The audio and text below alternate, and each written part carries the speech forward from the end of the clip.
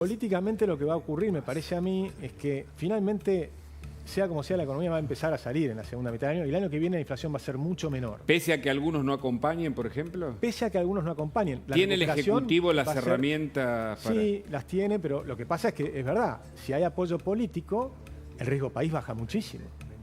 Porque entonces, y ahí la recuperación es mucho más rápida. Yo creo que lo que realmente le temen es que les vaya muy bien a Javier Milei. Agustín Echevarne, buenas noches. ¿Cómo va? Buenas noches, muy bien, un placer. ¿Hay expectativa para que la gente pueda aguantar el ajuste y mirar hacia adelante con esperanza? Yo creo que sí, creo que el discurso de ayer fue épico, ¿no? Yo creo que fue un discurso memorable que va a quedar en la historia porque marca un antes y un después y muestra exactamente lo que estamos queriendo para la Argentina y es venir de esas ideas de la generación del 37, de la generación del 80, Alberdi, Echeverría, hablábamos recién de Echeverría fuera de cámara, esta gente que nos soñó un país libre. Esto que Alberdi decía en su momento, la libertad no brota de un sablazo, sino que es el parto lento de la civilización. Y ese parto lento de la civilización hoy está haciendo eclosión. Yo creo que acá hay un cambio cultural que se está dando en la Argentina que yo creo que es muy profundo y que empezó con los jóvenes. Y que eso se empieza a dar. Por supuesto, no le esquiva el bulto y dice, y todavía faltan pasar momentos muy difíciles. Y el próximo trimestre va a ser muy duro. Pero te está marcando una Argentina que si se hacen lo que Javier está pensando, la Argentina va a crecer de una manera espectacular los próximos 35 o 40 años. Agustín, de todo lo que anunció ayer en materia económica, o por lo menos el pacto al cual convoca a los gobernadores, ¿cuál te parece más importante? ¿Coparticipación? El pacto es extraordinario, porque primero la propiedad privada, que es lo que han destruido en Argentina desde la Corte Suprema, desde el fallo Orcolano de 1922 a la doctrina de facto, la doctrina de emergencia, y fueron destruyendo todos los valores de la Constitución, principalmente la propiedad privada. Entonces, recuperar la propiedad privada es esencial. Pero después dice bajar el gasto público al 25%.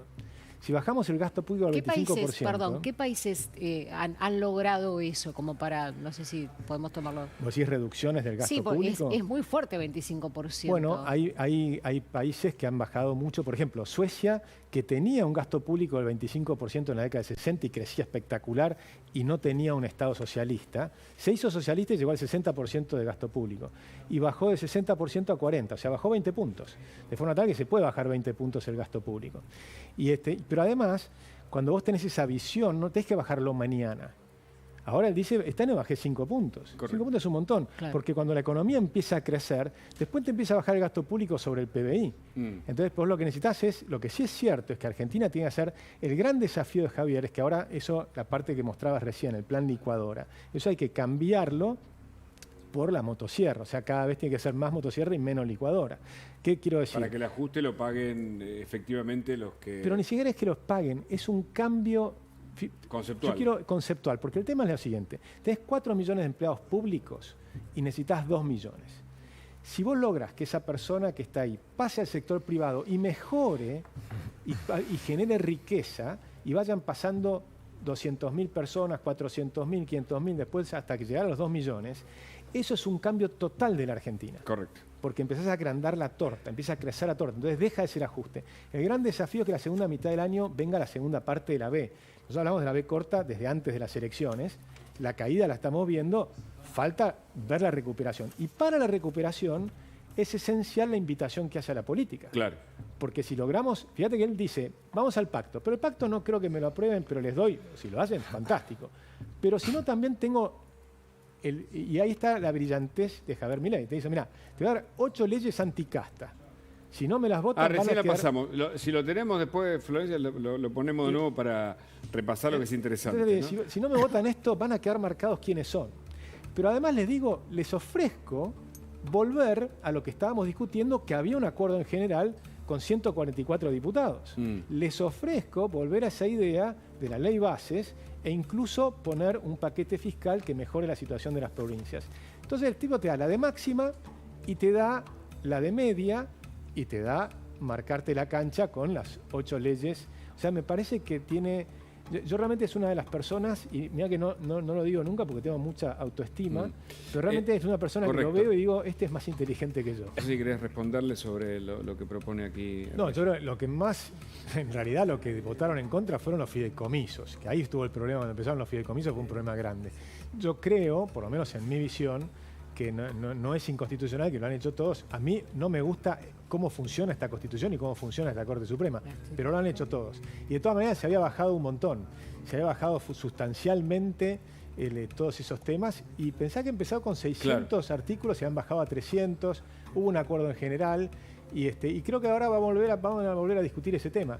Yo creo que van a salir muchas cosas adelante en el Congreso, y espero que así sea, que es fundamental. Pero acá Reyes dice que ellos no acompañarían, por lo que entiendo. Ahora Mariel y Leonardo nos va a contar qué pasa con los gobernadores, que son claves, además de los congresistas en este caso, con respecto al Pacto de Mayo, ¿no? Pero termine, vamos, y ya le preguntamos a lo negro cómo funciona en términos legales, aprendemos un poco. Políticamente lo que va a ocurrir, me parece a mí, es que finalmente, sea como sea, la economía va a empezar a salir en la segunda mitad del año, y el año que viene la inflación va a ser mucho menor. Pese a que algunos no acompañen, por ejemplo. Pese a que algunos no acompañen. ¿Tiene el Ejecutivo las herramientas para...? Sí, las tiene, pero lo que pasa es que es verdad, si hay apoyo político, el riesgo país baja muchísimo.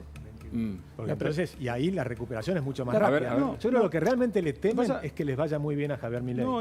Y no es un escenario fácil, me parece, Echevarne, porque la economía puede acompañar, pero evidentemente la política va a ser un elemento a resolver. Fíjate, es interesante porque él tiene muy claro, él dice, yo no tengo gobernadores, no tengo intendentes, no tengo mayorías en las cámaras, pero tengo una completa convicción de que Argentina necesita este cambio, y el 56% de la gente acompañó ese cambio en las elecciones, y yo creo que lo va a volver a acompañar el año que viene. Y ese va a ser un momento importantísimo en Argentina. Las elecciones del año que viene van a ser claves, porque ahí sí va a poder tener mayorías en el Congreso, por lo menos va a tener una presencia mucho más grande en el Congreso, y va a ser sorprendente. Entonces, pues simplemente con repetir lo que sacó va a tener probablemente cerca de 100 diputados, él y Patricia Bullrich, con lo cual va a ser un cambio notable. Entonces el tema es pasar este año, porque es el año difícil, y sobre todo este trimestre que viene, los próximos 3 meses son los más complicados.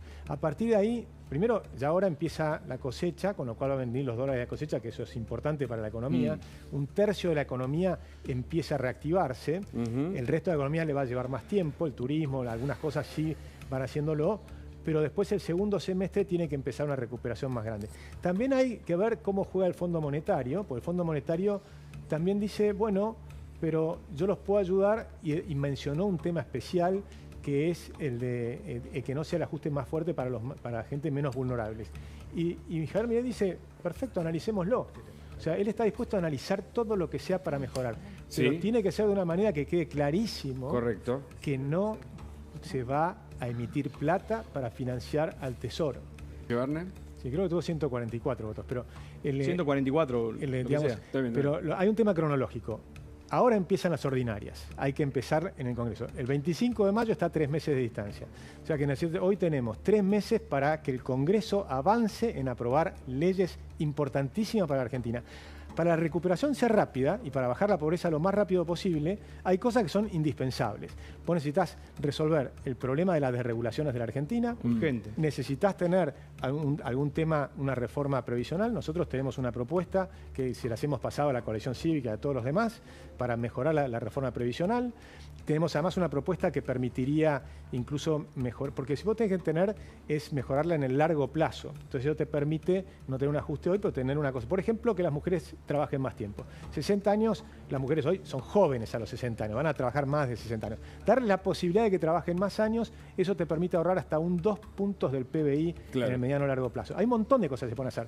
Tenés el tema fundamental del famoso RIGI, que son las reglas de juego para los inversores. Nosotros tenemos, por ejemplo, nada más, estoy hablando el otro día de una empresa que se dedica a minería en el mundo. En cobre, solamente en cobre, olvídate del litio, solo en cobre, puede hacer 3 minas con 30.000 millones de dólares de inversión, construir ciudades nuevas. En Vaca Muerta, 30.000 millones de dólares. ¿Quién te va a poner plata si tenés época cambiario, si te cambian las reglas de juego, si No, te en ponen, eso están de acuerdo, te pero ponen por impuestos supuesto, sí. confiscatorios? Sí, pero hay que hacerlo. Lo decimos a los Pero hay que gritos, hacerlo. tiene que mandar el DNU al Congreso para que podamos votar eso y que salga, hay que discutir la reforma laboral, pero no lo puede hacer como quiere el presidente. Bueno, la reforma porque laboral hay ya una está y la tiene que constitución. tomar la Corte Suprema, No, pero- y supongo que lo va a tomar y que la va a resolver No, bien. pero Bueno, Escuché, hay- era imperioso hacerlo ahora. La reforma laboral... mucho más. ¿Eh? La reforma laboral más todavía. La reforma laboral- es esencial. Bueno. O sea, es absolutamente esencial la rapidez, porque el empleo en Argentina es clave. ¿Cómo no va a ser clave? Estás en una crisis descomunal. Cuando vos mirás la cantidad de DNUs que se han hecho en todos los gobiernos, que es impresionante, nunca tuvieron la excepcionalidad que tienen ahora. Ahora la crisis que tenemos es inmensa. Lo que pasa es que la excepcionalidad no está referida a si el Congreso está en condiciones Tampoco de darle... tienen ese problema en ninguno de los anteriores. También podías mandarlo al Congreso. ¿Cuál es la diferencia? Pero Ninguna. es que lo que Bueno, pasa... entonces que yo- se hicieron cientos de DNUs con esa Agustín, excepcionalidad. yo desde hace 40 años que vengo criticando Está esto. bien, pero la jurisprudencia de la Corte Suprema no te da la razón. La No es que me guste, yo estoy de acuerdo contigo. ¿En En qué el no me da la ideal, razón? ¿En qué no me da- pero en yo qué no- estoy de acuerdo contigo en el ideal, pero cuando en ¿Pero la en qué no me da realidad la razón? argentina, eso lo han hecho todos los gobiernos y la Corte Suprema lo aceptó. Decime en qué no me da la razón. ¿Cómo? ¿En qué no me da la razón? La Corte. Lo que ¿qué? ¿En qué cosa la Corte no me da la razón? Que están en funcionamiento todos esos DNUs. ¿Y, Hay ¿y qué tiene que ver cantidad la Corte? enorme de DNUs ¿Pero que qué han tiene que hecho. ver la Corte con esto? ¿Cómo que tiene que ver? A ver, la Corte, ¿vos sabés lo que la Corte interpreta acerca de lo que son circunstancias excepcionales? ¿Qué es? No te pregunto, ¿lo sabés? Decímelo. Te lo cuento. En el caso de Berroc y consumidores argentinos, la Corte Suprema de Justicia dice que una circunstancia excepcional, por ejemplo, es un hecho de guerra, un hecho natural, que haga que los legisladores no puedan llegar al Congreso Claro. para legislar. Pero no hubo nunca ese problema. Y sin embargo, tenés Pero, cientos si de hago- DNUs. pero por eso, entonces, con el criterio de la Corte son inconstitucionales. Deberían ser todos inconstitucionales. Con ese criterio sí. Bueno, pero no es si- lo que ocurre. Y bueno, pero si ahora la Pero- Corte pero lo que utiliza quiero el decir, criterio Félix, de Berroc y Con la consumidores mejor onda te lo argentinos... digo. Vos estás pensando cuál es el ideal de país y en ese ideal de país yo estoy de acuerdo con vos, pero no es Argentina ese país Claro. hoy. Ojalá sea ese país más adelante. No hay ninguna- Pero si vos mirás lo que ha pasado en todos los gobiernos anteriores, tenés cientos y cientos y cientos de DNUs. Ok. Y ahora tenemos, y ahí me Lo sale que está mi mal no costado- justifica que esté bien ahora. Lo que te quiero decir es que a mí lo Bueno, que me una- preocupa una- es la pobreza y, Sí, y sí, lo está difícil, la situación que tiene la gente hoy. Es parte de la discusión que está dada, ¿no? Entre lo formal, lo imperioso y lo urgente. Bueno, es parte de la discusión. Gracias, Agustín, por la visita. Muchas gracias a ustedes. Un Gracias, placer. Hernán, perdón que se cambié el nombre. Gracias, Félix, por esto.